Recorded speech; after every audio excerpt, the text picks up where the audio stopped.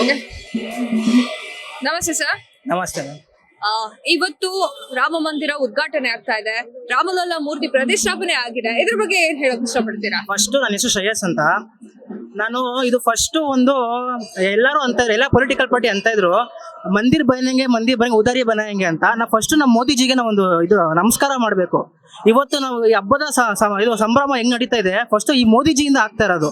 ನಾವು ಫಸ್ಟ್ ಮೋದಿಜಿಗೆ ಇಂದ ಇಲ್ಲಿ ಅವ್ರನ್ನ ನಾನು ಫಸ್ಟ್ ಇದು ಮಾಡ್ತೀನಿ, ನಾನು ಪ್ರೇಸ್ ಮಾಡ್ತೀನಿ.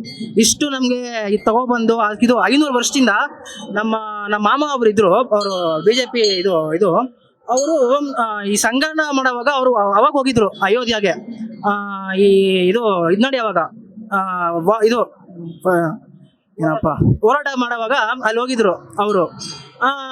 ಇವಾಗ ಖುಷಿ ಪಟ್ಟು ಅವರು ಮೊನ್ನೆ ಹೇಳ್ತಾ ಇದ್ರು, ಅವ್ರಿಗೆ ಗೇಜ್ ಆಗ್ಬಿಟ್ಟಿದೆ. ಅವ್ರು ನಮ್ಮ ಹತ್ರ ಬಂದು ಹೇಳ್ತಾ ಇದ್ರು, ನಾನು ಹೋಗಿ ಓಡಾಡಿದ್ದೆ, ನಂಗೆ ಇವಾಗ ಪ್ರೌಡ್ ಆಗ್ತಾ ಇದೆ ಈ ರಾಮ ಮಂದಿರ ಇದು ಮಾಡ್ದಕ್ಕೆ ಅಂತ ಹೇಳ್ತಾ ಇದ್ರು ಅವರು. ಅದರಿಂದ ಇದು ಒಂಥರ ಎಲ್ಲರಿಗೂ ಒಂಥರ ಹಬ್ಬದ ವಾತಾವರಣ ಥರ. ಅದರಿಂದ ನಾನು ನಿಮಗೂ ಪ್ರೇ ಮಾಡ್ಕೋತೀನಿ, ಎಲ್ಲರೂ ಚೆನ್ನಾಗಿರ್ಬೇಕು, ಎಲ್ಲರಿಗೂ ಒಂದು ಹೆಲ್ತು ಎಲ್ಲ ಸಿಕ್ಕಿ ಎಲ್ಲ ಖುಷಿಯಾಗಿರ್ಬೇಕು ಅಂತ ನಾನು ಇದು ಮಾಡ್ತೀನಿ. ಈಗ ಹೇಗೆ ಕಾಶಿ ವಿಶ್ವನಾಥ ಅಥವಾ ಮಥುರಾದ ಶ್ರೀಕೃಷ್ಣ ಇದಾರೋ, ಹಾಗೆ ಇನ್ನು ಮುಂದೆ ಬರುವ ದಿನಗಳಲ್ಲಿ ಅಯೋಧ್ಯೆಯ ಶ್ರೀರಾಮ ಅಂತ ಹೆಸರುವಾಸಿ ಆಗತ್ತಾ ಅಥವಾ ಆಗೋಕೆ ಶುರು ಆಗಿದ್ಯಾ? ಯಾವ ಕತೆ ಇದು? ಇವಾಗ ಹೆಂಗೆ ಅಂದ್ರೆ, ಇವಾಗ ಇದು ಒಂಥರ ಹಿಸ್ಟ್ರಿ ಇದು. ಫಸ್ಟ್ ಇವಾಗ ಹೆಂಗೆ ತಿರುಪತಿ ತಿಮ್ಮಪ್ಪ ಬಾಲಾಜಿನ ನಾವು ಹೋಗ್ತಾ ಇದ್ವ ನಾವು ಯಾವಾಗ್ಲೂ, ಅದು ನಮ್ಗೆ ನಾವೆಲ್ಲ ಹೆಂಗೆ ಅಂದ್ರೆ ತಿರುಪತಿ ಅಂದ್ರೆ ಅದು ಒಂದು ಇದು ಪುಣ್ಯ ಸ್ಥಳ ನಮ್ಗೆ, ನಮ್ಮ ಹಿಂದೂಗಳಿಗೆ.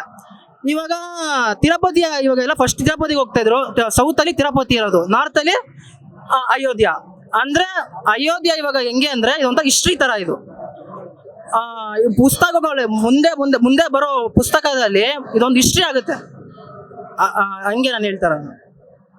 ಮೊದಲು ಅಯೋಧ್ಯೆ ಒಂದು ಪುಟ್ಟ ಊರಾಗಿತ್ತು, ಈಗ ರಾಮ ಮಂದಿರ ಸ್ಥಾಪನೆ ಆಗಿದೆ. ಅಲ್ಲಿ ಅಭಿವೃದ್ಧಿಯ ಕಾರ್ಯಗಳು ನಡೆಯುತ್ತೆ ಇನ್ ಮುಂದೆ ಅಂತ ಅನಿಸ್ತಾ ಇದೆಯಾ, ಅಥವಾ ಈಗ ಆಲ್ರೆಡಿ ಅಭಿವೃದ್ಧಿ ಕಾರ್ಯಗಳು ಆಗೋಗಿದೆ ಅಂತ ಅನಿಸ್ತಾ ಇದೆಯಾ? ಅಭಿವೃದ್ಧಿ ಕಾರಣಗಳು ನನ್ನ ಆಗೋಗಿದೆ ಅಂತ ಪೂರ್ತಿನ ಹೇಳಕ್ಕಾಗಲ್ಲ. ಅಂದ್ರೆ ನಾನು ಹೋಗಿಲ್ಲ ಅಲ್ಲಿ. ಅದು ಹೆಂಗೆ ಅಂದ್ರೆ ನಂಗೆ ಕಣ್ಣಾರೆ ಹೋಗಿ ನೋಡಿದ್ರೆ ನಾನು ಹೇಳ್ಬೋದಿತ್ತು ಅಲ್ಲಿ ಅಭಿವೃದ್ಧಿಗಳೇ ಆಗ್ತದೆ. ನಾನು ಇದುವರೆಗೂ ಹೋಗಿಲ್ಲ ಅಯೋಧ್ಯೆಗೆ. ನಂಗೆ ಆ ಸ್ಥಿತಿ, ನಂಗೆ ದೇವರು ನಂಗೆ ಶಕ್ತಿ ಕೊಡ್ಲಿ, ನಾನು ಒಂದು 2-3 ಮಂತ್ಸಲ್ಲಿ ಹೋಗ್ತೀನಿ. ಹೋಗಾದ್ಮೇಲೆ ನಾನು ಹೇಳ್ಬೋದು. ನಂಗೆ ವಿತೌಟ್ ಪ್ರೂಫ್ ನಮ್ಗೆ ಹೇಳಕ್ಕಾಗಲ್ಲ ಅಭಿವೃದ್ಧಿ ಆಗಿದೆಯೋ ಇಲ್ವೋ ಅಂತ. ನಮ್ ಕಣ್ಣಾರೆ ನೋಡ್ಬಿಟ್ಟು ನಾವ್ ಹೇಳ್ಬೇಕು ಅಲ್ವಾ. ಹಲವಾರು ಜನ ಟೀಕೆ ಮಾಡ್ತಾ ಇದ್ದಾರೆ, ರಾಮ ಮಂದಿರ ಉದ್ಘಾಟನೆ ಏನಾಯ್ತಲ್ವಾ ಆ ವಿಚಾರಕ್ಕೋಸ್ಕರ ಟೀಕೆ ಮಾಡ್ತಾ ಇದ್ದಾರೆ. ನಿಜಕ್ಕೂ ರಾಮ ಮಂದಿರಕ್ಕೂ ಅಥವಾ ಲೋಕಸಭೆ ಇನ್ನೇನ್ ಬರ್ತಾ ಇದೆಯಲ್ಲ ಅದಕ್ಕೂ ಸಂಬಂಧ ಇಲ್ಲ ಅಂತ ಅನ್ಸುತ್ತಾ ಅಥವಾ ಇದೆ ಅಂತ ಅನ್ಸುತ್ತೆ? ಯಾವ ತರ?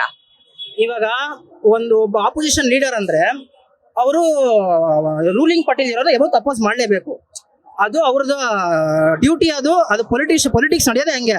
ಇವಾಗ ನಾನೊಂದು ಮಾಡ್ತಾರೆ ಪ್ರೇಸ್ ಮಾಡೋಕ್ಕಾಗಲ್ಲ, ನಾನು ಮಾಡ್ತಾ ಇದಾರೆ ಮೋದಿಜಿ ಮಾಡ್ತಾ ಇದಾರೆ ಅಂತ ಪ್ರೇಸ್ ಮಾಡೋಕ್ಕಾಗಲ್ಲ ಅವರು. ಅದಕ್ಕೆ ಅದು ನಾರ್ಮಲ್ ಆಗಿ ಎಲ್ಲ ಇದ್ದೇ ಇರುತ್ತೆ, ಟೀಕೆಗಳು ಇದ್ದೇ ಇರುತ್ತೆ. ನಾವು ಅದು ತಲೆ ಕೆಡಿಸ್ಕೋಬಾರ್ದು. ನಮ್ಗೆ ಇವಾಗ ಹಬ್ಬ ಇದೆ, ನಾವು ಹಬ್ಬ ಎಂಜಾಯ್ ಮಾಡ್ಕೊಂಡು ಹೋಗ್ಬೇಕು. 100 ಜನ 100 ಅರ್ಥ ಅಂತಾರೆ, ಅದೆಲ್ಲ ಹೇಳ್ಕೊಂಡಿದ್ರೆ ನಡೆಯಲ್ಲ. ಅದಕ್ಕೆ ನಮ್ದು ನಾವು ಮಾಡ್ಕೊಂಡು ಹೋಗ್ಬೇಕು. ಲಾಸ್ಟ್ ಪ್ರಶ್ನೆ ಸರ್, ರಾಮ ಭಕ್ತರಿಗೆ ಏನ್ ಹೇಳೋಕೆ ಇಷ್ಟಪಡ್ತೀರಾ? ರಾಮ ಭಕ್ತರಿಗೆ ಏನ್ ಹೇಳಕ್ಕೆಲ್ಲ, ಜೈ ಶ್ರೀರಾಮ ಅಂತ ಹೇಳ್ಬೋದು.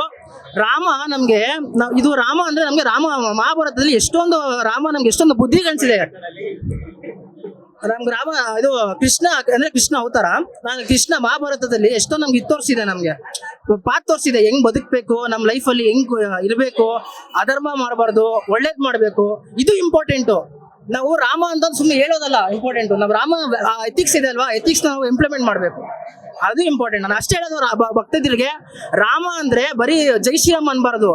ಅವ್ರು ಹೆಂಗಿದ್ದಾರೋ, ಅವ್ರ ಲೈಫ್ ಹೆಂಗ್ ಲೀಡ್ ಮಾಡಿದಾರೋ ನಾವು ಹಂಗ್ ಲೀಡ್ ಮಾಡಿ ಜನಕ್ಕೆ ಚೆನ್ನಾಗಿ ಒಳ್ಳೇದ್ ಮಾಡ್ಬೇಕು ಅಷ್ಟೇ.